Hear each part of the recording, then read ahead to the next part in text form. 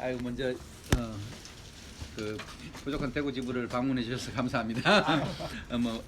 부족한 게 많은데 하여튼 좀 잘 이해해 주시고 좀 들어 주셨으면 좋겠습니다. 감사합니다. 예.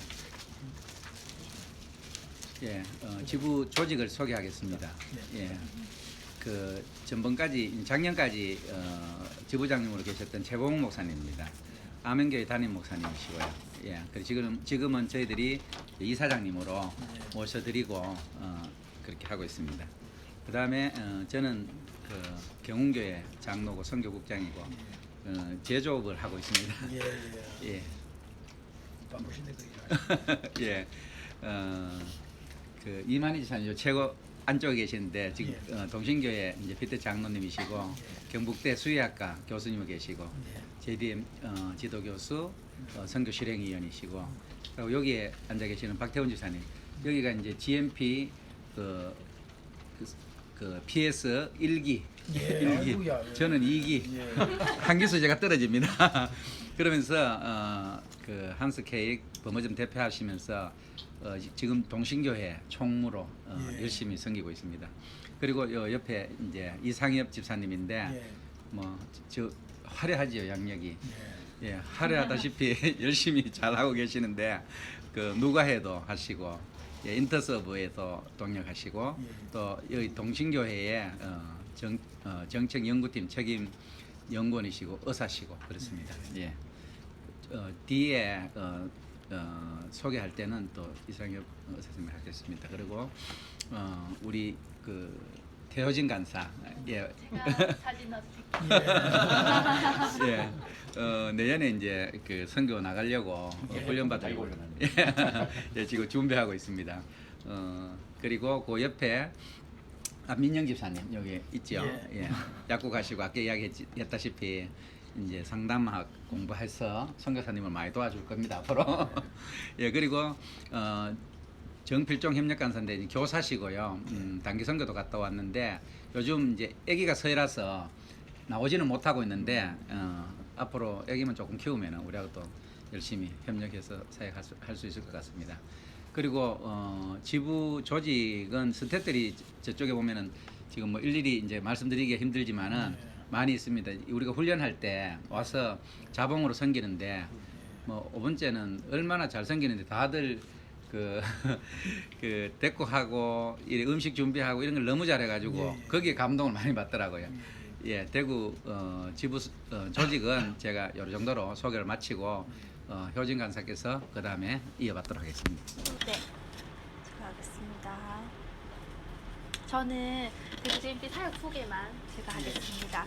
총 6가지 항목으로 제가 소개해 드릴 거고요. 첫 번째, 아까 말씀드렸던 PS 현황인데 저희가 1996년도에 대구 지부가 처음 설립되었어요. 설립된과 동시에 1기 PS를 시작으로 이번 19년이 21기예요. 그러니까 21년째 지금 하고 있고 여기 졸업생이 없는 3년 동안은 지부 사정이 있어서 PS 하지 못했지만 이렇게 저희 자랑은 계속해서 인원과 상관없이 PS를 쭉 하는 게 더 또 힘인 것 같습니다. 그리고 아까 잠시 얘기했던 SMLC가 지역교회 맞춤형 성교학교로 경운교에서 올해는 15명이 수료하셨습니다. 그리고 저희 대구 지역 출신 조기 저재보 선교사님처럼 출신 선교사님들이 저희가 7가정 있으시거든요. 이용범 신미숙 선교사님은 알바니아 선교사님이시고 여기는 작년에 알바니아 선교 25주년 올해가 26년 차 되신 선교사님이신데 계시고 두 번째는 캄보디아의 김영진 안양 선교사님 여기도 간사님 하시고 이렇게 하시다가 다 선교사로 파송되신 분이시고요. 여기도 지은재 최원숙 선교사님 태국에 계신데 여기 지은재 선교사님이 저희 조장님이셨습니다. 그래서 파송 받으셨고 제가 4기입니다. 네. 그리고 여기 앉아 계신 전재봉 양성군 선교사님은 12년부터 세네갈 가서 함께 사역하고 있고요. 여기 신동혁 주보라 선교사님은 저는 잘 모르는데 PS 대구집에 같이 하시고 네 코소보로 저희 교회에서 우리가 보내서 저희 네네 스포츠 사역하고 계세요. 네 태권도랑 그렇고 네 신석주 최수진 선교사님은 이렇게 자녀가 4이나 됩니다. 네, 보시면 고, 중, 초, 유치원 이렇게 다 있습니다. 네, 여기는 캄보디아에서 지금 사역하고 계십니다. 그리고 전원철 강양수 선교사님은 도미니카 공화국이라고 남미에 있어요. 네, 남미에 있는데 저희 전임 간사님이 강양수 간사님이시고 저희 대구 지부는 간사를 하면 무조건 선교사로 나간다는 그런 네, 그런 게 있습니다. 네, 그래서 올 5월에 파송 받으셨어요. 2달밖에 되지 않았고, 그리고 저희 대구 지부에서 또 힘쓰고 있는 것들이 2015년부터 2년에 한 번씩 베트남, 태국 이렇게 대구 지역 지부에 같이 훈련받고 했던 파송되신 선교사님들 총 5가정 중에 3분이 파송 받으셨고 2분이 못 받으신 요 가정이신데 이분들이 파송 받으신 분들 디브리핑으로 또 멤버 케어로 섬겨주시고 또 안민영 집사님께서 협력 간사님으로 이제 계시면서 필요한 것들 그런 것들 해주시고 안식월 연 이렇게 들어오셨을 때 또 간사님께서 수고해 주실 예정이십니다. 그리고 선교관이 요즘 많이 문제가 되잖아요. 대구 지부도 이렇게 안식월 연으로 7가정밖에 안 되지만 그래도 들어오시면 교회에 다 이 선교관을 해줄 수가 없기 때문에 자체적으로 지금 양성군 전재봉 선교사님 계신 조 빌라가 저희 여기 자체적으로 운영하고 있는 선교관이고요. 협력 선교관이 또 있습니다. 저희 헤세드랑 오피스텔 선교관으로 해서 또 이렇게 필요하면 연락이 되면 자리가 나면 이렇게 또 연결해서 선교관 운영하고 있고요. 그럼 저게 대구 지부 자산으로 되어 있는 다 개인이에요. 개인. 아. 개인으로 운영합니다. 돈은 그냥 본인 돈으로. 네. 잘해. 네, 자비량이죠. 네. 그리고 이것들은 저희 이제 현황이고요. 저희가 2019년도에 아직 전반기밖에 진행은 안 했지만 지부 보통 뭐 하느냐 하면 정기 기도회가 저희 매달 둘째 주에 한 번씩 모임이 있고요. 개척 선교학교는 9주 동안 봄학기, 가을학기 2번이 있고 맞춤형 선교학교는 저희가 올해 처음으로 5월달에 경운교에서 한번 진행했고요. 아마 이게 계속해서 진행될 예정일 것 같습니다. 그리고 저희가 PS 수료생들 단기 선교를 올해부터 갔었어요. 그러니까 지난 학기 훈련 받으신 훈련생들 데리고 태국에 한번 1월달에 그리고 7월 30일날 곧 갑니다. 저기 엽서 있는데 1번이 태국, 2번이 캄보디아. 네, 이렇게 진행할 예정이고요. 저희가 사무실이 원래 없었어요. 대구 지부 사무실이. 현재 4월달에 여기로 이전도 했었고 중요한 게 역비전 트립이 중요한 내용인데요. 저희가 이렇게 선교사님한테 가는 것도 있지만 올 4월달에 태국에 있는 친구들이 한국으로 비전 트립을 온 거예요.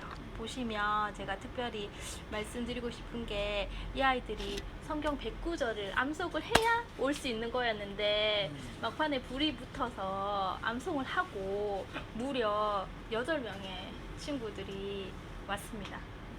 7명이랑 선교사님 NK까지 해서 왔습니다. 일정 보시면 글씨가 너무 작아서 안 보이죠. 보통은 한국 문화 체험하고 또 홈스테이 하면서 믿음의 선배들의 삶을 직접적으로 보고 배우고 그 속에서 예수 그리스도도 알아가고 또 비전 특강. 태국은 그냥 뭐 좋은 게 좋고 내가 있는 대로 그냥 거기서 만족하고 그렇게 사는 삶이 아니라 저희가 비전을 가지고 또 하나님 앞에 어떻게 살아갈 건지 이런 비전 특강들이 있었고 후원자의 밤이라고 해서 이렇게 태국 선교사님 지은재 선교사님을 후원하시는 분들도 함께 초대하고 아이들도 자기의 느낀 점들 이렇게 나누면서 되게 은혜로운 시간들이 이렇게 사진에 이렇게 있었습니다. 그리고 저희가 이 취임식이 5월달에 있었어요. 여기 오늘 다 말씀드렸던 이사장님, 지부장님, 이사님들 3분 다 5월달에 이제 취임하신 분들이시고요. 저희가 이후에는 이제 10월달부터 계획 중인 전국 지부이사 컨퍼런스 저희가 이제 이사님들 취임하시고 나서 다른 지부랑 서울 지부들 함께 마인드를 공유했으면 좋겠다 이런 취지로 이제 대구 지부에서 할 본부만 하는 게 아니고 네, 다른 지부 대상이 되는 네, 근데 다른 지부도 거의 없으시죠. 대전하고 네네네. 네, 그래서 할 예정이고 자세한 내용은 뒤쪽에서 말씀드리실 거예요. 그리고 헌신자 캠프도 저희가 이렇게 5단체로 10월 다음 주에 8, 9일 할 예정입니다. 이것도 뒤쪽에서 자세하게 말씀. 어떤 분들이 대상이. 네, 요 뒤쪽에서 자세하게 설명드리실 거예요. 네. 그리고 나머지 운영의 모임은 이렇게 이사님, 지부장님 다 맞춰서 저희가 뭐 각종 행사 때마다 모임하고, 저는 각종 뭐 행사들 이렇게 이런 것들 다 참석하며 전반적인 운영을 감당하고 있습니다. 그리고 중요한 후원.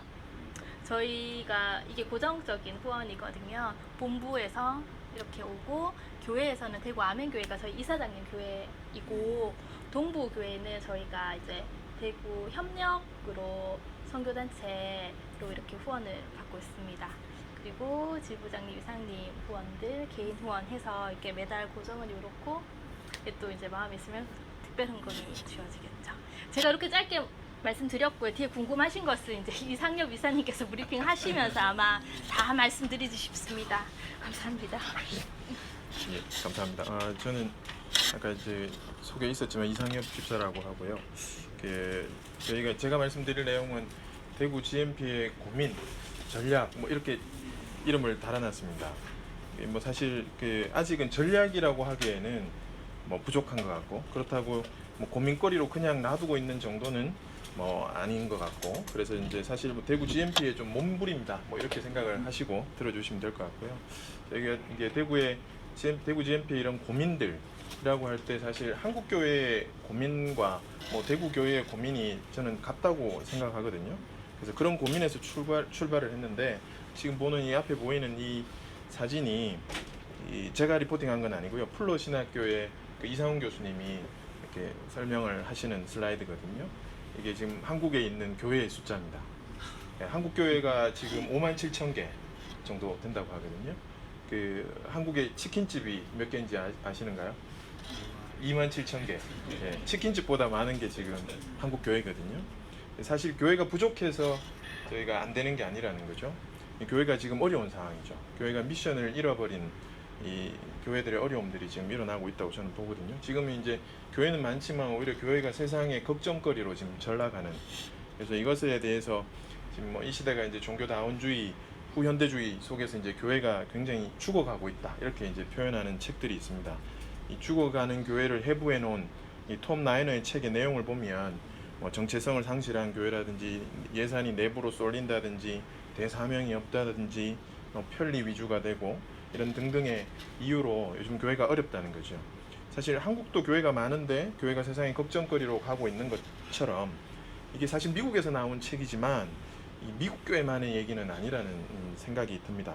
제가 지금 뭐 이렇게 선교에 관해 얘기를 해야 되는데 왜 교회에 대해서 이야기를 하느냐 이렇게 생각하실 수도 있겠지만, 사실 원래 교회라는 게, 주님의 몸된 교회라는 게 이 목양 구조인 지역 교회와 이 선교 구조인 선교 단체, 이 선교 필드를 포함하고 있는 이제 이게 사실 주님의 몸된 교회가 아닙니까, 그죠?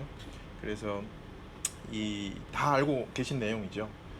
예전에는 그 선교 단체의 배우로 이렇게 많은 교회들이 자발적으로 선교 단체로 왔었습니다. 왜냐하면 선교 단체가 선교에 대해서 전문성을 가지고 있었기 때문에 그때는 와서 배울 수밖에 없는 상황이었다는 거죠. 사실 10년 전만 하더라도 저희가 이렇게 동원이 뭐 쉽게 되었습니다. 지금 어떻게 보면 이제 이 그래프가 저희 현실을 나타내는 거거든요. 근데 이때를 이제 저희가 보면 한국 교회 선교 중기 이렇게 표현하지 않습니까? 근데 요즘은 이제 이렇지 않다는 거죠. 원래 지역 교회와 선교 구조가 사실 본질적으로는 하나이죠. 근데 이제 이게 분열이 심한 지금 상태에 있죠, 그죠? 그래서 세계의 분열된 기독교 교회들이 자기들의 본질적 일체성을 인식하고 이 새로운 일치와 재연합을 향해 움직이는 그런 시도를 우리가 에큐메니칼 운동이라고 하지 않습니까, 그죠? 그러니까 지역 교회가 선교 단체가 하나일 뿐만 아니라 모든 교회를 하나로 일치시키자는 이런 운동이 이게 WCC나 교회갱신 운동이 이래서 나온 건데, 뜻과 취지는 좋지만 현실적으로 봤을 때 이제 신학적 문제들도 좀 있고 이렇지 않습니까? 지금의 한국 교회 상태가 어떠냐면, 한국 교회 상태는 사실 이렇게 멀어져 있죠. 지역 교회와 선교 단체가 되게 이제 멀어져 가고 있다고 생각합니다. 이 지역 교회가 생존의 문제에 지금 허덕이고 있습니다. 교회가 살아남는 게 지금은 오히려 미션이 돼 가고 있습니다. 그러니까 미션을 잃어버린 거죠. 선교 단체는 지역 교회에 생각보다 관심이 없습니다. 이런 상황을 저는 좀 위기라고 말씀드리고 싶은데, 아직은 교회가 스스로 뭐가 문제인지 잘 모르는 것 같거든요. 또 선교단체도 이 지역교회에 관심이 있는지 사실 잘 모르겠다는 생각이 듭니다. 현재 지역교회의 그 선교 생태계가 제가 대구를 이제 가지고 말씀드리는 겁니다. 이렇다라고 이제 제가 말씀을 드리는 건데요. 사실은 더 적나라하게 얘기하면 더 이렇죠. 지역교회도 약화되고 있고 선교단체도 약화되고 있습니다. 지역교회가 이제 선교단체를 찾지 않은 지 오래됐고요. 선교단체도 전문성이 약화되고 지역교회를 섬기기 어려운 상황이다. 사실 이렇게 보고 있습니다. 지역교회와 이 선교단체가 가까워지고 이렇게 협력이 이루어지고 하나인 것처럼 이렇게 연합을 해야 되는데요. 사실 최근에 이제 이런 움직임이 미국에서 일어나고 있죠. 그래서 그걸 이제 미셔널 처치 무브먼트, 미셔널 처치 운동이다 이렇게 지금 많이 리포팅하고 있습니다. 미셔널 처치가 일어나고 있다는 리포팅을 한 요 이상훈 교수의 책 요 처치 시프트가 이제 그걸 대표적으로 나타내는데요. 그 전통적인 교회, 예전에 우리가 생각하는 그 전통적인 교회는 무너지고 있지만 교회의 개념 자체가 이렇게 시프팅된다라는 거죠. 전통적인 교회는 사라져가지만 그 중에서 리폼되는 교회들이 생존하고 있고 생존을 넘어서 오히려 부흥하고 있기도 하더라. 그리고 리뉴되는 교회들, 교회 갱신 모델들이 새롭게 나타나고 있다는 보고를 이런 책들을 통해서 하고 있습니다. 그래서 리폼 처치가 이 미국의 많은 교회들이 사실 유럽 교회처럼 할머니들이만 앉아 있는 이 교회들이 오히려 요즘은 다시 리폼되는, 그래서 살아나는 부흥하는 교회들이 생겨나고 있다. 그것을 리포팅한 책이거든요. 그리고 리뉴 처치가 이렇게 추가 발간됐습니다. 이 북미 교회들이 오히려 요즘 이 현대에 맞게 창조적인 교회 갱신들이 이루어지고 있다. 이렇게 책에서 얘기합니다. 예전에는 이 복제 방식으로 교회들이 일어났는데 현재는 지역과 문화에 맞는 다양한 모습의 형태들로 교회들이 일어나고 있다. 이렇게 얘기를 하거든요. 제가 이런 책들을 많이 보면서 불과 이상훈 교수의 책뿐만 아니라 요즘 선교적 교회에 대한 책들을 제가 많이 보고 있는데요. 일단 굉장히 그런 책들 읽을 때 굉장히 도전이 됩니다. 근데 또 하나의 의문점은 어쨌든 그건 미국 교회 얘기 아닙니까? 이제 이런 마음속에 그런 이제 질문들이 있었죠. 그래서 제가 사실 인터 서브를 제가 같이 하고 있는데요. 인터 서브에 이제 우리 조샘 선교사 대표, 조샘 대표님을 만나고 또 송기대 부대표님을 만나서 이렇게 저렇게 얘기를 나누다 보면 우리 조샘 선교사님하고 얘기하는 동안 인터 서브는 사실 이 미셔널 처치 운동에 지금 굉장히 관심이 많고 여기에 거의 뭐 올인하다시피 할 정도로 이렇게 가고 있거든요. 그래서 제가 그거를 이제 아는 척을 좀 했었죠. 그게 어쨌든 북미교회 얘기 아닙니까? 이렇게 말씀을 드렸더니만 오히려 조샘 선교사가 이렇게 얘기하더라고요. 아니다. 원래는 영국의 얘기다. 영국의 성공회가 먼저라고 정보를 주시더라고요. 그래서 영국의 그 전통적인 교회가 문을 닫고 있는 것은 맞지만 영국의 성교형 교회, 여기는 이제 미셔널 처치라는 말을 쓰지 않고 미션 쉐이프 처치라는 말을 쓰더라고요. 이런 교회들이 일어나고 있고 이것을 이제 교회들의 새로운 표현이다. 이런 말로 이렇게 나옵니다. 이게 이제 제가 뉴스를 캡처한 건데 이런 내용들이 이미 나오고 있더라고요. 그래서 북미 교회의 갱신 운동보다 10년 더 먼저 일어났던 운동이 오히려 영국 교회다 이렇게 얘기하거든요. 그러면서 이제 이 선교사님들이 단언하시는 얘기는 우리도 불과 얼마 남지 않았다. 우리나라도 얼마 남지 않았다. 곧 우리의 전통적인 교회들은 오히려 무너질 가능성이 많고 미셔널 처치들이 일어나지 않으면 다음 세대가 어렵다 이런 얘기들을 많이 하더라고요. 자, 다시 돌아와서 이제 지역교회 생태계, 선교 생태계를 어떻게 하면 좋을까라는 고민들이 저희 가운데 있습니다. 어떻게 하면 지역교회 선교적 생태계를 만들 수 있을까요? 또 지역교회와 선교단체가 어떻게 하면 이런 선교적 생태계를 다시 회복할 수 있을까? 저는 이게 지금 우리 한국교회 또는 대구에 특별히 이런 상황이지 않을까 이런 고민들을 저희가 갖고 있습니다. 지역교회가 사실은 점점 선교사를 돕지 않고 있죠. 이렇게 많이 도와야 되는데 오히려 요즘 이제 파송 철회도 많이 있습니다. 또 지역교회가 선교단체를 돕는 것도 줄어들고 교류도 점점 안 하고 있거든요. 사실 지역교회의 생존에 관심이 많지 선교단체를 돕는다 이런 생각을 하기에는 지역교회가 요즘 참 어렵습니다. 스스로 문제가 뭔지 잘 모르고 있는 거죠. 선교단체도 사실은 선교 필드에는 관심이 많죠. 어떤 의미에서 보면 사실은 선교사를 관리하는 것도 선교단체에서는 좀 벅차게 느껴질 정도로 선교단체도 이제 약화되고 있는 거죠. 이런 상황에서 어떻게 그 선교 단체는 교회와 협력할 수 있는가? 이게 이제 고민인 거죠. 또는 선교사가 파송 교회를 오히려 역으로 돕고 어떻게 성장시킬 수 있는가? 이건 이제 전적으로 이 선교 단체의 고민이고 역할이 되어야 된다는 생각입니다.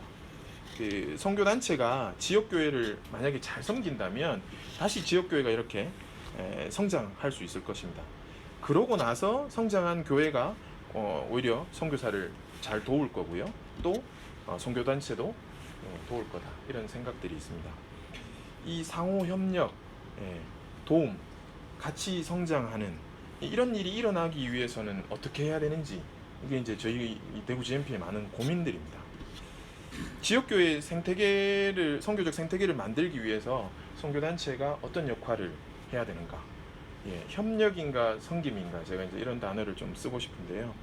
이 선교단체의 선교지가 어디냐? 선교단체에서 선교단체를 하는 입장에서 선교지가 어디냐라고 하면 필드를 이제 떠올리게 됩니다. 필드, 선교지, 선교지를 떠올리죠. 근데 사실 그것만이 이 선교단체의 사역지냐, 필드냐? 사실은 저는 이 지금의 시대에서는 교회가 선교단체의 필드가 돼야 된다고 생각을 합니다. 사실 몇몇 이 건강한 교회들을 대형 교회 뭐 중에 좀 건강한 교회들을 제외하고는 사실 선교단체하고 교회와 협력한다기보다는 오히려 선교단체가 이 지금의 시대의 교회를 섬겨야 된다. 협력보다는 섬겨야 된다는 그 마인드가 필요하다는 거죠. 서울은 제가 어떤지 잘 모르겠습니다. 서울을 제가 뭐 우리나라를 전체적으로 제가 말씀드릴 수는 없지만 적어도 대구에 있어서 많은 교회들은 지금 스스로 굉장히 어려운 상태에 있기 때문에 선교 단체가 그들을 섬긴다는 관점으로 들어가야 되지 어떤 협력의 관점으로 들어가기에는 상당히 제한이 있습니다. 제가 이제 조금 더 설명을 드리면요. 그래서 이제 저희가 지역 교회의 선교적 변화를 위한 선교 단체의 역할, 대구 GMP가 고민하고 있는 내용을 좀 몇 가지 말씀드리겠는데요. 첫 번째는 협력이 아닌 섬김으로 이 선교 단체의 또 하나의 필드가 이제는 한국 교회다 이런 마인드로 한국 교회를 섬기는 마음으로 선교 단체가 들어와야 되고요. 그렇게 하기 위해서는 교회의 필요를 섬길 만한 전문성이 선교 단체에 있어야 된다. 사실 뭐 우리가 아무것도 없는데 교회를 돕는다는 것은 어려운 일이죠. 그리고 교회가 느끼는 불만을 선교 단체가 저희는 캐치를 해야 된다고 말씀을 드리고 싶습니다. 사실 최근에 이제 저희 교회 저는 이 동신교회 출신이거든요. 저희 교회는 이제 어떻게 보면 대구에서는 이제 대형 교회인데요. 저희 교회가 공동파송제라는 것을 시행을 했습니다. 그게 무슨 말이냐면 작은 교회에서 파송받은 선교사님들이 파송 철회를 당하는 경우가 요즘 너무 흔하거든요. 그러니까 그런 아주 선교를 잘하고 있음에도 이 모교회가 약화되어서 힘들어진 선교사님들을 우리가 공동으로 우리 교회가 공동으로 파송교회가 되어주겠다라는 이제 이런 운동을 저희가 하고 있습니다. 그래서 저희 교회가 이 그 잘하는 선교 단체에게 이제 의뢰를 한 거죠. 여러분 선교 단체 소속 그 선교사님들 중에 이런 파송 철회를 당해서 어려움이 있는 선교사들이 있으면 추천해 달라. 그럼 저희가 그 선교사님을 우리가 평가를 해서 건강한 선교사님이면 우리가 공동 파송제를 통해서 그 선교사님을 서포팅하겠다. 사실 이런 교회가 많지 않을 거라고 생각이 들거든요. 어쨌든 교회가 이렇게 이런 마인드를 가지고 선교 단체를 접촉했는데 생각보다 선교 단체의 협력을 이끌어내는 게 처음엔 쉽지 않았습니다. 그러니까 뭘 하려고 이렇게 하는지 이 선교 단체가 교회를 이해하지 못하더라고요. 그러니까 그 상황들에 대해서 사실 어떻게 보면 교회 입장에서는 상당히 좀 불쾌했거든요. 아니 어떻게 교회가 지금 선교단체와 오히려 협력하려고 나서는데 선교단체가 생각이 없다. 이런 마인드를 이제 제가 느꼈던 거죠. 그래서 사실 교회가 협력하기에도 선교단체는 꽤 이미 멀리가 있다. 이런 이제 불만들이 많은 교회들이 하는 얘기들입니다. 사실은. 그래서 그것을 선교단체가 지금 캐치를 해야 된다. 저는 이렇게 보고 있습니다. 그 선교단체도 연합해서 이제 해야 됩니다. 각각의 전문성들이 약화되고 있고 또 같이 하지 않으면 이 전략적으로 교회를 섬긴다는 것도 어려운 일입니다. 그리고 생각보다 선교단체의 멤버십이 약합니다. 그래서 멤버십 강화를 통해서 좀 맨파워를 확보하지 않으면 우리가 교회를 돕는다라는 말을 쉽게 할 수 없다는 거죠. 제가 이제 그 협력이 아닌 섬김으로 들어간 예를 하나 지금 먼저 들어보려고 합니다. 저희 단체 얘기는 아닙니다. 이백선교회 얘기입니다. 이 웩의 경우에 샌더스쿨을 만들었거든요. 샌더스쿨을 만들 때 이 리더십이 이 샌더스쿨에 대한 이 철학을 이 프로그램 하나를 만드는 데 한 6개월 정도 고민했다고 말씀하시더라고요. 왜 이 샌더스쿨을 만들었냐 하면 한국이 나가는 선교사에게 이 집중이 돼 있어서 나가지 않으면 아무것도 하지 않는 한국교회 그런 상황을 보고 이 한국교회를 깨우기 위해서 이 보내는 자, 그러니까 샌더의 부르심이 있다는 얘기를 시작한 거죠. 그러니까 이게 잊혀진 부르심이고, 이 성경적으로 봤을 때 하나님이 예수님을 우리에게 보내셨다는 이 샌딩 역할을 다시 한번 살펴보게 함으로써 우리도 이 보내는 자로서의 역할을 배운다는 것, 이게 아주 중요한 포인트를 통해서 이 웩이 지금 교회를 깨우고 있거든요. 근데 제가 이 얘기를 왜 하느냐 하면 이 샌더스쿨을 하는데요, 철저하게 지금 동신교회에서 샌더스쿨이 3기가 이루어졌고 올해 이제 가을에 4기를 합니다. 이 포스터를 보면 웩이라는 단어가 하나도 나타나지 않습니다. 웩의 이름이 없습니다. 철저하게 동신 샌더스쿨입니다. 어디에도 웩이라는 글자가 없습니다. 예. 처음부터 이 웩이 동신교회의 이 샌더스쿨을 소개할 때 이 웩의 이름을 전혀 드러내지 않아도 좋다. 예. 오히려 우리의 이름을 빼달라. 이렇게 철저하게 낮은 자세로 교회에 들어오시더라고요. 그렇게 해서 이제 1회, 2회 하면서요, 사실 연합에서 이걸 진행하면서 지금 어떤 상황들이 벌어졌냐면 이제 한 3년차, 4년차 되니까요, 오히려 샌더스쿨을 하는 이 웩에 지금은 동신교회가 오히려 도움을 주고 있습니다. 그게 무슨 말이냐 하면 우리가 이 샌더스쿨 1회를 하고 2회를 할 때 새로운 아이디어를 거기다가 더 추가를 했어요. 액션 플랜을 만들고 그런 것들을 교회가 더 추가하고 웩에 피드백을 합니다. 그래서 이제는 웩만의 이 샌더스쿨이 아니라 웩과 동신교회가 협력하는 이런 모델로 이제 성장을 했고요. 최근에는 오히려 교회를 통해서 웩이 지금 배우고 있습니다. 우리에게 배운 것으로 이 웩이 전국의 수십 개 교회에 지금 샌더스쿨을 확장해가고 있습니다. 이 뭐 제가 하는 얘기가 아니고요, 웩에서 하는 얘기입니다. 우리 교회가 만든 이 샌더스쿨 영상이 이 유튜브에 올라와 있는데요. 그것을 보고 서울의 오히려 대형 교회가 웩에 연락을 해서 우리도 샌더스쿨 열어달라, 이제 이런 얘기가 생겼거든요. 구글에서 샌더스쿨을 검색해 보시면요, 동신교회 자료들이 어마어마하게 나옵니다. 지금 웩의 홈페이지에 들어가 보면 웩의 홈페이지의 메인 페이지에 동신교회 샌더스쿨이 영상이 그대로 나오고 있습니다.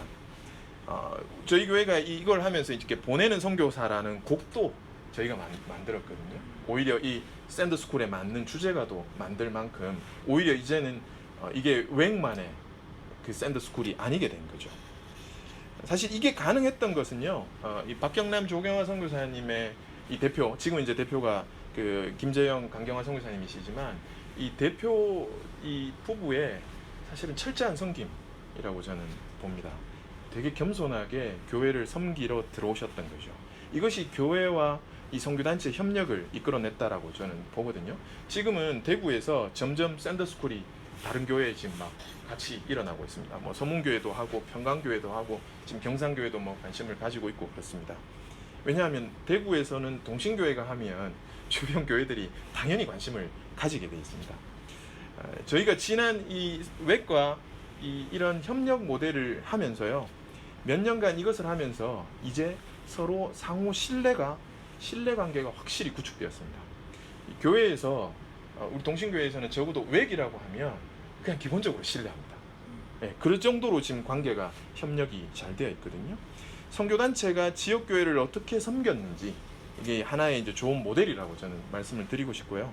물론 이게 이제 지역교회의 필요가 다 다르기 때문에 또 상황들이 다 다르기 때문에 그렇게 다 적용할 수는 없지만 어쨌든 지금의 이 한국교회, 이 대구, 특히 대구교회를 선교단체가 섬긴다는 관점으로 접근하지 않으면 안 된다는 거죠. 또 제가 이제 저희 여기 이제 OM하고 지금 사무실을 같이 쓰고 있지 않습니까? 제가 사실 OM의 내부자는 아닌데요. 제가 OM 선교사 후원 관리자를 한 10년 이상 했습니다. 그래서 제가 이 사무실을 늘 들락날락 거렸었거든요. 나름 이제 제가 보는 관점에서 OM 선교회가 어떤 장점을 가지고 있냐면, 이거 뭐 교회 입장에서 제 입장에서 보는 건데요. OM의 장점은 저는 아웃리치라고 봅니다. 단기 선교라고 보는 거거든요. 사실 이 단기 선교를 어떤 중형 교회나 작은 교회에서는 혼자 풀어내기는 쉬운 일이 아닙니다. 근데 이 OM이 글로벌 챌린지 프로그램, 이 GA 1년짜리, 그리고 글로벌 액션 프로그램 글로벌 챌린지 GC 1년, 글로벌 액션 프로그램 GA 2년짜리 이 프로그램이 되게 많고요. 그 다음에 이 교회 OM의 홈페이지에 들어가 보면 수많은 아웃리치들이 지금 현재 전 세계적으로 일어나는 것을 OM이 이렇게 동원을 하고 있거든요. 근데 제가 이게 왜 이런 이 OM의 장점은 진짜 아웃리치인데 제가 너무 안타까운 마음이 있는 것은 우리 교회에 이 OM 사무실이 생긴 지가 제가 뭐 대략 한 20년 같이 쓴 것 같은데 안타깝게도 이 OM하고 동신교회 협력 모델은 하나도 없거든요. 저는 이게 조금 이제 OM에게 아쉬운 거죠, 사실은. 지역교회의 사무실을 쓰고 있으면서도 오히려 이 교회와 협력하지 못하는 이런 상태인 거죠. 왜 그런가 이제 제가 많은 고민들을 하거든요. 그 자신의 색깔들을 너무 드러내면 사실은 교회들은 좀 부담스러워합니다. 힘들어합니다. 뭐 같이 하고 싶어하지 않은 부분들이 사실은 생기더라고요. 그래서 교회는 기본적으로 목양 중심 구조이기 때문에 교회가 목양하는 데 도움이 되는 방식으로 접근을 할 필요가 있다는 거죠. 그렇게 안 할 때는 사실 교회는 이 선교단체를 쉽게 받아들이기는 어렵습니다. 자, 인터서브, 제가 이제 인터서브는 이제 나름 내부자 입장에서 지금 말씀을 드릴 수 있는데요. 인터서브는 이게 라이프 에즈 미션 그리고 이 총체적 선교에 제일 관심이 많습니다. 그래서 어떻게 보면 요즘은 여기에 거의 올인한다는 생각이 들 정도로 인터서브는 좀 그렇게 가고 있거든요. 인터서브가 이제 내는 모토 중에 하나가 여러 사람에게 여러 모양으로, 교회보다는 인터서브는 오히려 다양한 계층, 직업적 관점으로 오히려 컨택을 많이 하고 있습니다. 여기 이제 미션 앤 라이브라는 그런 프로그램이 이게 요거 같은 경우는 이제 북한 선교에 관심이 많은 분들이 잘 여기에 어레인지가 잘 되어 있거든요. 또 이제 다음 세대 텐트 메이커 프로젝트라고 이 다텐이라고 하는 것은 이 젊은 청년들에게 요즘 비즈니스 모델을 만들기 위해서 이게 굉장히 노력을 하고 있습니다. 근데 이제 최근에 저희 이 인터서브가 이 동신교회 청년들하고 이제 연결이 좀 됐었거든요. 그렇게 해서 이게 다텐 다음 세대 텐트 메이커 모임을 했는데 생각보다 지금 저로 잘 안 되고 있어요. 왜냐하면 그 서로 목적이 달랐던 것 같아요. 그러니까 내려오는 그 선교사님이 인터서브에서 내려오는 선교사님은 동신교회를 통해서 이 대구 교회 이렇게 좀 확장하려고 하는 마음이 있었던 것 같고요. 교회는 오히려 이 다텐을 통해서 이 교회의 이 많은 청년들의 이 비즈니스를 단기 선교를 어떻게 이렇게 좀 가고 싶어서 이렇게 했는데 서로가 이 관점이 좀 안 맞았던 것 같아요. 그래서 지금 아직 뭐 완전히 끝난 건 아니지만 조금 아쉽게 진행돼 가고 있는 것을 제가 옆에서 보고 있거든요. 이게 서울에서 뭐 이게 램스에서 라이프 에듀 미션 스쿨 같은 걸 이제 이 인터서브가 지역 교회하고 잘 하고 있습니다. 근데 아직까지는 이 대구 같은 이런 지부에서는 이 인터서브가 전혀 사실은 협력 모델도 없고 지부 자체가 지금 뭐 이사회가 잘 돌아간다거나 그렇지 않거든요. 저는 너무 안타까운 거죠. 우리 교회가 왜냐하면 이 동신교회가 청년부가 1,300명입니다. 청년들이 1,300명이 모이거든요. 만약에 인터서브가 이 모델을 잘해서 청년들을 저는 깨웠으면 좋겠다 이런 생각들을 되게 많이 갖고 있었는데 생각보다는 이제 생각대로 안 돼서 좀 아쉽습니다. 왜 이런가? OM과 인터서브를 볼 때는 좀 아쉽거든요. 선교단체가 교회의 필요를 잘 모르고 있다는 상황. 저는 이제 그렇게 좀 생각이 많이 듭니다.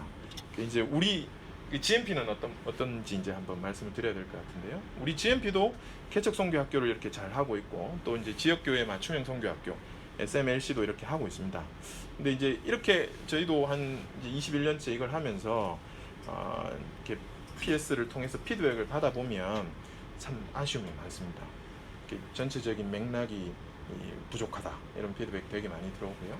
또 하나하나의 강의의 퀄리티도 좀 많이 아쉽다 이런 피드백들이 지속적으로 지금 최근에 많이 들어왔었습니다. 그러니까 결론적으로 우리가 PS를 하면서 우리 교회에서 하는 어떤 선교 프로그램처럼 디렉팅 하지 않았다라는 그런 이제 생각들이 좀 들거든요.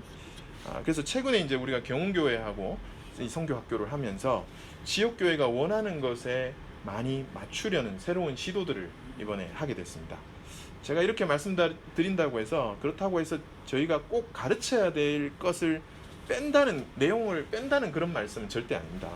제가 원래 그 선교보다는 제가 더 전문적으로 하는 영역은 전 가정사역이거든요. 제가 가정사역을 주로 전문가로 이렇게 활동을 하면서 제가 대학생들을 만나면 그 대학생들이 저한테 듣고 싶은 내용은 대부분 다 연애 특강을 원하거든요. 근데 사실은 제가 그 친구들을 만나면서 제가 해주고 싶은 얘기는 연애 특강보다는 가정에 대한 얘기 또는 비전에 대한 얘기죠. 제가 최근에 이제 청소년 문화학교를 계속 디렉팅을 하고 있는데 청소년 문화학교를 할 때 저희가 느끼는 이 굉장히 큰 어려움이 뭐냐면 문제의 이 아이들을 둔 부모들이 와서 어떻게 하면 우리 아이들을 좀 이렇게 개선할 수 있겠냐 이런 관점으로 저희들한테 오거든요. 근데 저희는 철저하게 어떤 관점으로 대하냐면 어떻게 하면 부모님이 아이들을 어떻게 대할 것인가 거기에 초점을 두고 있다는 거죠. 사실 원래는 그들이 원하는 답을 무조건적으로 줄 필요는 없지만 적어도 그들이 원하는 모양으로 들어가서 그들이 원하는 내용뿐 아니라 우리가 주고자 하는, 우리가 가르치고자 하는 내용도 전할 수 있어야 된다. 저는 이렇게 보고 있습니다. 사실 이게 뭐 성교학의 용어로 얘기하면 상황화 아니겠습니까, 그죠? 뭐 우리가 혼합주의로는 가지 않더라도 철저하게 교회의 상황에 맞도록 이 GMP가 새로운, 어떻게 보면 좀 새로운 옷을 입고 이 교회에 쓱 들어가는 게 지금의 교회를 섬긴다는 관점에서 맞지 않냐 이런 생각이죠. 제가 이제 동신교회 저도 이제 정책 연구 책임 연구원을 하면서 저희도 LMTC를 하거든요. LMTC 성교학교를 지금 뭐 12년째 13년째 이래 하고 있는데 여기도 똑같은 그 피드백들이 나옵니다. 뭐 맥락이 없다, 뭐 강사 의존도가 너무 높다, 강의 하나하나가 대박 아니면 쪽박이다. 근데 전체적으로는 맞지 않다. 이제 이런 얘기들이 있습니다. 그래서 최근에 이제 그런 부분 고민들 때문에 저희도 최근에 2년 동안은 이 LMTC를 완전히 싹 바꿨습니다. PSP 교재로 그냥 아예 바꿔버렸습니다. 미션 파트너스하고 이제 조인해서 PSP를 하는데 이걸 하니까 지금 피드백이 사실 굉장히 좋게 들어오거든요. 근데 교회 선교 입장에서 봤을 때는 PSP도 어떻게 보면 우리 관점에서는 좀 한계가 있는 프로그램이죠. 2000년대 이전까지의 내용이고 한 20년을 지금 추가로 못 담아냈기 때문에, 그리고 너무 텍스트 위주거든요.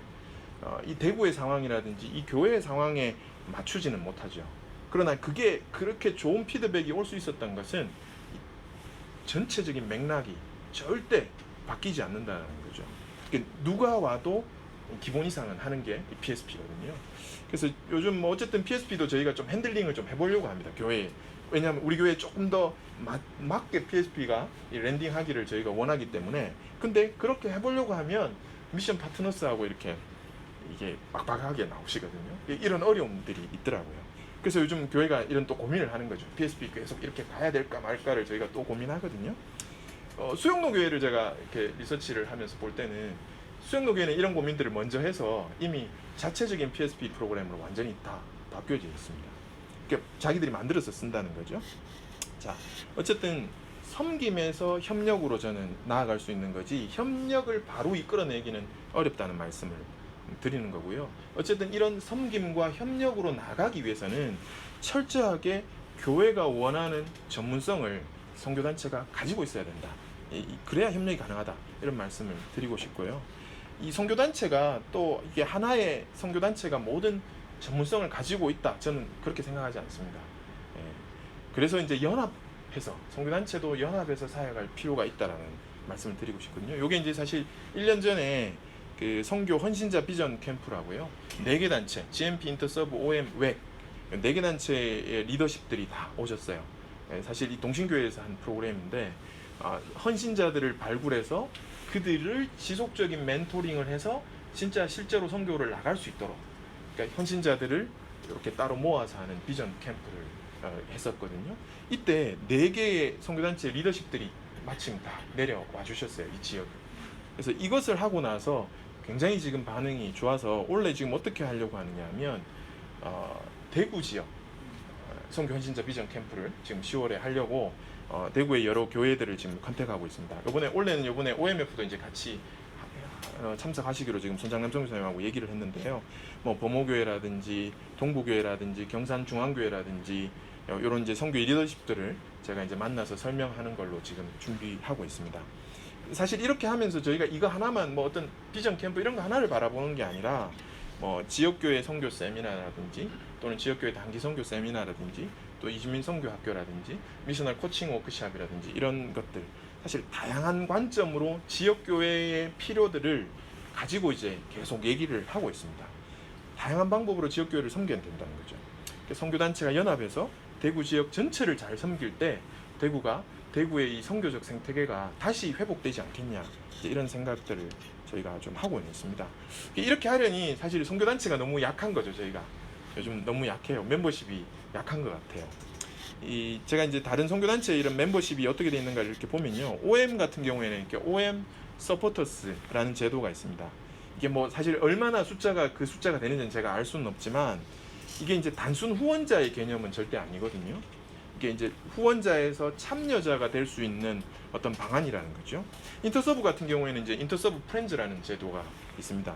어제까지 안 그래도 그 인터서브 패밀리 캠프가 지금 어제까지 열리고 있었거든요. 그 OMF가 사실 이제 제일 잘하고 있죠. 어떻게 보면 이 손창란 선교사님이 뭐 이제 강의 다니실 때마다 이 카드 단말기까지 가지고 다니면서 그렇게 하시지 않습니까? 그래서 이 OMF의 책을 소개하면서 이렇게 OMF 패밀리 멤버십이 도대체 어느 정도 되는지 지금 거의 6,000명이 다 돼가고 있거든요. 최근에 이제 대구에서 이 패밀리 데이를 했었습니다. 5월달에. 그래서 제가 이렇게 한번 찾아갔었습니다. 저도 OMF 패밀리로 돼 있거든요. 사실 여기서 나온 이제 수익금들이 OMF에서 보면 MK 장학금으로 쓰기도 하고요. 그리고 이제 은퇴 선교사 이 타운 건설하는 거, 뭐 거기서 이제 은퇴 선교사님들이 지금 이렇게 경작해서 보내주신 밤도 저희 집에 왔었고요. 한라봉도 저희 집에 왔었거든요. 그러니까 이제 이런 이제 이 OMF는 이런 패밀리라는 제도를 통해서 이 선교의 동원을 이렇게 확장시켜 나가고 있다는 거죠. 제가 사실 대구에서 하는 패밀리데이를 갔는데 제 기대보다는 좀 프로그램이 좀 아쉬웠어요.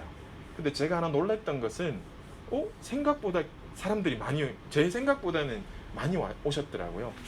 이게 이 사람들을 데리고 뭐를 잘 협력하면 굉장히 좋은 협력들을, 많은 일들을 만들어낼 수 있겠다, 이런 생각들이 들긴 했지만 조금 이제 아쉽게 보였습니다. 자, 이제 우리는 어떤가? 사실 대구가 이제 대구 GMP에서 500명이 넘는 수료생이 나왔습니다. 사실 이게 뭐 대구의 자랑이기도 하지만 또 안타까운 면으로 보면 결국 이 500명 중에 물론 선교 가신 우리 많은 분들도 있고 이렇게 또 섬기는 분들도 있지만, 우리가 어떤 행사를 할 때 이분들을 겨우 자봉으로 자원봉사자 정도로만 이렇게 쓰고 있다는 거죠. 그들에게 우리가 넥스트 스텝을 제공하지는 못했다라는 생각들이 들거든요. 뭐 멤버십 제도를 통해서 더 이렇게 참여자로 만들지도 못했고요. 또는 뭐 여러 모양으로 다음 뭐 이렇게 어떤 멘토링을 한다든지 지속 가능한 어떤 교육을 한다든지 이런 게 전혀 없었다라는 것은 굉장히 많은 사람들이 우리 GMP를 거쳐갔지만 현실적으로 봤을 때는 저희도 좀 아쉬운 이제 이런 고민들이 되는 거죠. 제가 이런 여러 가지 고민들을 대구 GMP가 하고 있다, 이렇게 이제 말씀을 드리는 거고요. 여전히 저희가 봤을 때는 좀 고민의 수준이지 이것을 좀 전략적으로 풀어내는 데는 좀 저희가 봤을 땐 좀 저희도 한계가 좀 있다는 생각을 합니다. 그래서 이제 저희가 오늘 사실 이 자리에 이렇게까지 준비한 이유는 사실 지금 드리고 싶은 이 말씀 때문에 사실 준비한 거거든요. 지부 컨퍼런스를 이제 제안하고 싶은 거예요. 이런 고민들을 저희만의 고민이 아니라 이 GMP가 전체적으로 같이 고민할 수 있는 그 장을 한번 만들어 보자고 해서 저희가 이제 2019년 GMP 브랜치 컨퍼런스 이것을 지금 이제 한번 같이 해보자. 그래서 10월에 경주에서 모여서 이 경주 블루원 프라이빗 콘 아주 제일 좋은 시설인데 저희가 이미 예약 다 해놨습니다. 아주 좋은 방을 지금 저희 다 예약을 해놨습니다. 만약에 이게 안 오신다면 저희는 뭐 그냥 대구 지역 몇 안 되는 가정들이 거기 가서 지금 하루를 보내는 대구 수련회로 뭐 바꿔야 될지도 모르겠지만, 저는 이런 고민들을 나누고 협력하는 시간을 같이 한번 했으면 좋겠다. 지부를 어떻게 하면 좋을지, 또 본부와 어떻게 협력하면 좋을지를 같이 한번 논의해보는 그런 시간을 가졌으면 좋겠습니다. 이게 이 시간을 통해서 본부의 사역 철학이 지부에 이렇게 공유되고 또 소통도 되고, 지부의 사역 목표도 좀 설정을 같이 했으면 좋겠고요. 이런 협력들을 했으면 좋겠습니다. 이렇게 3번의 세션으로 좀 이렇게 나누어서 지금 하려고 합니다. 뭐 주제 강의라든지 지부 사례 발표라든지 컨설테이션이라든지 스페셜 미팅을 통해서 저희가 지금 준비를 하고 있고요. 좋은 환경에서 저희가 식사도 아주 좀 맛있게 준비를 하려고 합니다. 이 걱정을 안 하셔도 됩니다. 왜냐하면 이 모든 재정은 대구에서 부담을 하는 걸로 저희가 열심히 한번 준비를 해보려고 합니다. 제가 이제 저희 웩 지부장님하고도 대구는 이제 같이 협력을 되게 많이 하고 있습니다. 그 웩 지부장 웩의 이제 상황들을 저희가 많이 공부를 해보면서 느끼는 건요. 웩은 지금 사실 그 전국 이사 수련회를 몇 년에 한 번 정도는 전국 단위로 지금 하고 있고요. 특히 지부 사역자 수련회는 1년에 2번 합니다. 전반기, 후반기. 사실 그렇게 지금 하고 있더라고요. 사실 우리는 뭐 어떻게 보면 이사와 지금 지부 사역자의 이 뭐 역할이 이렇게 어떻게 보면 모호합니다. 왜냐하면 아직까지는 뭐 맨파워가 워낙 약하기 때문에 뭐 다른 멤버십이 없으니까 그냥 이사라는 걸 지금 맡아서 하는 거죠. 사실 어떻게 보면 뭐 다 같이 이제 협력해서 이제 사역을 하고 있는데요. 지금은 맨파워가 약하니까 저희는 다 같이 모였으면 좋겠습니다. 지역의 지부장님 또는 간사님 또는 이사님 또는 우리 그때 들어와 계신 이제 본부의 선교사님들 또 본부 사역자분들까지 다 같이 해서 한 40명 정도 저희가 충분히 수용할 수 있을 정도로 준비를 하려고 합니다. 그래서 나중에 10월 달에 저희 그 전에 이제 사전에 저희가 많은 이제 프로그램을 위해서 좀 조율을 하겠지만 잘해서 전국 지부가 같이 한번 하는 컨퍼런스 이게 한번 이루어졌으면 좋겠고요. 저희 여기까지가 이제 저희 대구 GMP에 대한 말씀을 드렸고요. 이 다음에는 우리 이제 박태훈 이사님이 나오셔서 Q&A 시간. 예, 저희 상황에 대해서 뭐 궁금한 게 있으시거나 또는 뭐 서로 좀 나눴으면 하는 저희한테 또 좋은 조언을 해주시고 뭐 그럴 부분들이 있으면 오늘 좀 나누는 시간 그렇게 했으면 좋겠습니다. 예, 감사합니다.